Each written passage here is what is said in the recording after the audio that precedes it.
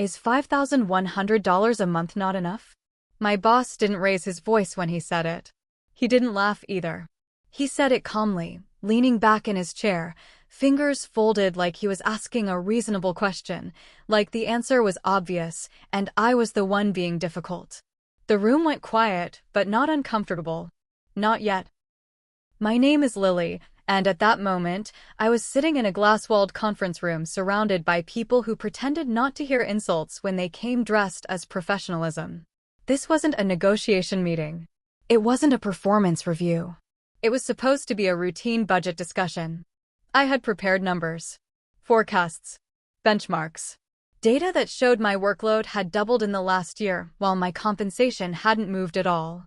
I wasn't asking for anything outrageous. Just alignment. That was when he asked the question. Is $5,100 a month not enough? The way he said it made it clear. This wasn't about money. It was about reminding me where he thought I belonged. I didn't answer right away. I looked around the table. My coworkers stared at their notepads. Someone adjusted a pen. Someone else checked their phone. No one met my eyes. That silence told me more than his question ever could. This wasn't the first time he'd done something like this. It was just the first time he'd done it in front of everyone. When I joined the company 3 years earlier, it had felt like an opportunity. Fast-growing firm. Big promises. We reward hard work, he'd said during the interview. And at first, they did. I worked late. Took on projects no one else wanted. Fixed problems that weren't technically my responsibility, but became mine the moment I solved them. Over time, people stopped asking if I could handle something. They just assumed I would. I became the person they leaned on quietly. The one they called after hours. The one who smoothed things over before problems reached his desk. And somehow, that turned into an expectation instead of a strength. The raise conversations always went the same way. Let's revisit this next quarter. The timing isn't right. You're doing great, just be patient. Until this meeting. Until that question. I finally spoke. I'm not talking about enough, I said calmly. I'm talking about fair. His expression tightened just slightly. Fair is subjective, he replied. Plenty of people would be grateful for that salary. Grateful. That word landed harder than the number. Because gratitude, in his mind, meant silence. It meant acceptance. It meant knowing your place. I nodded once. Understood, I said. The meeting moved on as if nothing had happened. Charts. Timelines. Action items. Professional smiles. But something had shifted. Not in the room. In me. That afternoon, an email came through marked urgent. A client issue, complex, time-sensitive, exactly the kind of problem I always handled. I resolved it in under an hour, looped in the necessary teams, and documented everything cleanly. No praise. No acknowledgement. Just another expectation met. That night, I stayed late. Not to work. To think. I opened my laptop and pulled up documents I hadn't looked at in a while. Old emails. Internal memos. Contracts I'd helped draft, but never signed my name to. I wasn't angry. I was curious. And curiosity, I had learned, was far more dangerous than emotion. Over the next few days, I started paying closer attention. Not to what was said, but to what was assumed. Who people came to when things broke. Who approved decisions quietly. Who carried risk without authority. Patterns emerged. And the more I observed, the clearer one thing became. I was being paid like an employee. But I was operating like something else entirely. One evening, while reviewing a project archive, I noticed something small. A clause. Buried deep in a vendor agreement I had helped negotiate months earlier. A clause that gave specific authority, not to a role, but to a named internal reviewer. My name. At the time, it had seemed insignificant. A formality. Something no one would ever question. Except now, reading it again, I realized what it actually meant. Authority without visibility. Power without recognition. The kind of power people forget exists until it's exercised. The next morning, my boss walked past my desk, coffee in hand. "Everything good?" he asked casually. "Yes," I replied. "Everything's clear now." He smiled, assuming that meant compliance. He was wrong. Because when he asked if $5,100 a month was enough, he thought he was ending a conversation. What he actually did was start a reckoning. I didn't change my behavior after that meeting. That was the first mistake everyone expected me to make, either to shut down emotionally or to overperform out of fear. I did neither. I stayed precise. I arrived on time. I completed tasks exactly as assigned. I stopped filling gaps no one officially owned. At first, no one noticed. The office still ran smoothly for a few days. Then the cracks started showing. A client escalation landed in the general inbox. Normally, I would have picked it up without being asked, resolved it quietly, and forwarded a summary to leadership. This time, I didn't. I waited. The email sat unanswered for 3 hours before someone flagged it. By then, the client was irritated. My boss was pulled into a call he didn't expect to be on. I watched from my desk as he paced near the conference room, frustration etched across his face. That afternoon, he stopped by my desk. "Did you see the client message this morning?" he asked. "Yes," I said calmly. And it wasn't assigned to me." He frowned slightly, as if recalculating something in his head. "Next time, just take care of it," he said. "I'm happy to," I replied. "If it's part of my scope." That was new. He stared at me for a beat, then nodded curtly and walked away. The next few days followed the same pattern. Small issues became medium ones. Medium issues started requiring meetings.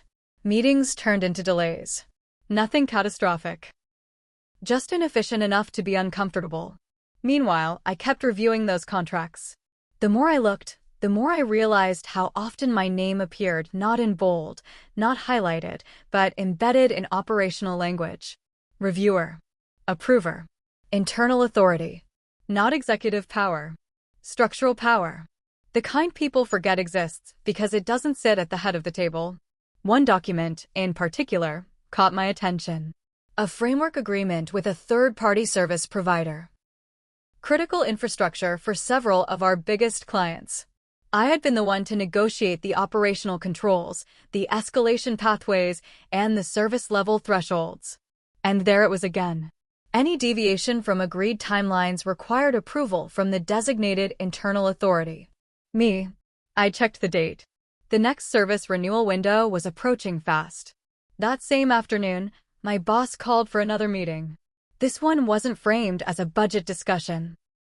It was framed as alignment. He sat across from me, hands folded, voice measured. "I feel like there's been a shift," he said. "You've seemed distant." "I've been focused," I replied.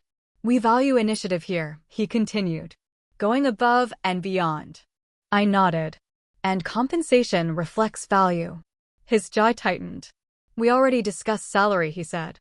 "I thought that was clear." "It is," I replied. "So is my role." Silence stretched between us. He leaned back. "I don't want this to become adversarial." "Neither do I said honestly. Because it wasn't personal. It was structural." 2 days later, the service provider emailed about a timeline adjustment. A routine change, but one that technically required internal approval.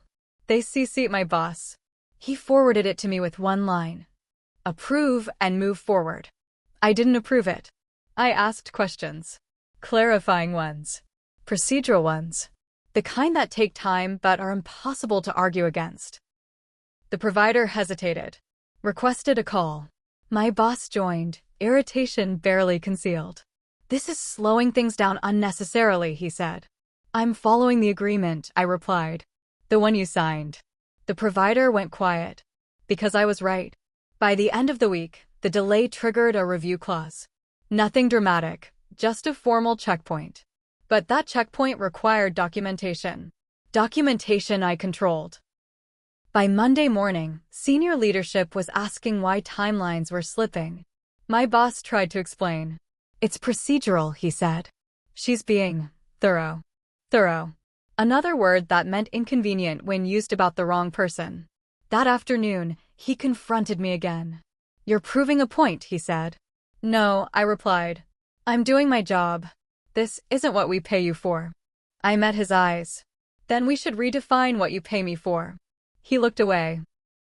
That was when I knew he was starting to understand. Not that I was rebelling. That I had leverage.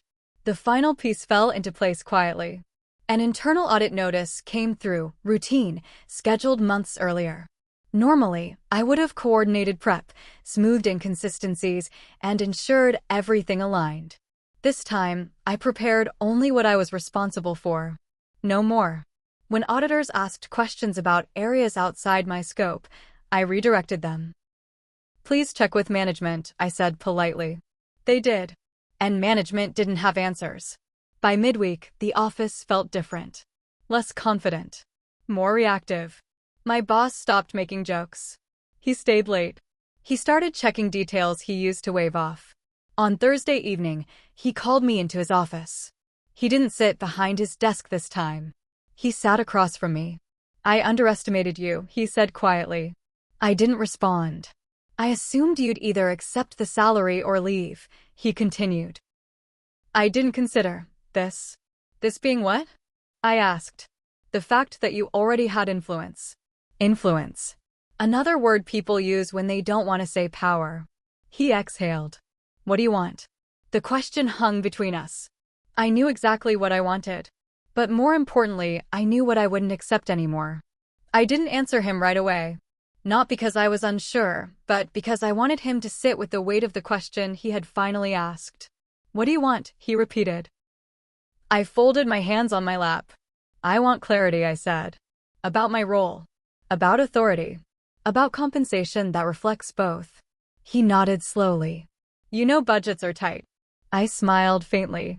You asked if $5,100 a month was enough. I'm answering now. His expression shifted, not defensive, not angry. Calculating. What are you proposing? He asked. I slid a single document across the desk. It wasn't dramatic. No ultimatums. No threats. Just a revised role definition. Clear scope. Defined decision rights. And compensation aligned with responsibility, not generosity. He skimmed it quickly, then more carefully. This changes reporting lines, he said. Yes, I replied. It corrects them. He leaned back. You've been operating like this for a while. Yes, I said again. Without acknowledgement. Silence filled the room. Outside, keyboards clicked. Phones rang. The office continued unaware that its center of gravity was shifting. He cleared his throat. If I say no? I met his eyes. Then nothing changes. I continue doing exactly what my role requires. No more. No less. He understood what that meant now. The company could survive that. But it would slow. Expose gaps. Invite scrutiny. And scrutiny was expensive. He asked for time. I gave him until the end of the day. By late afternoon, senior leadership called an emergency alignment meeting.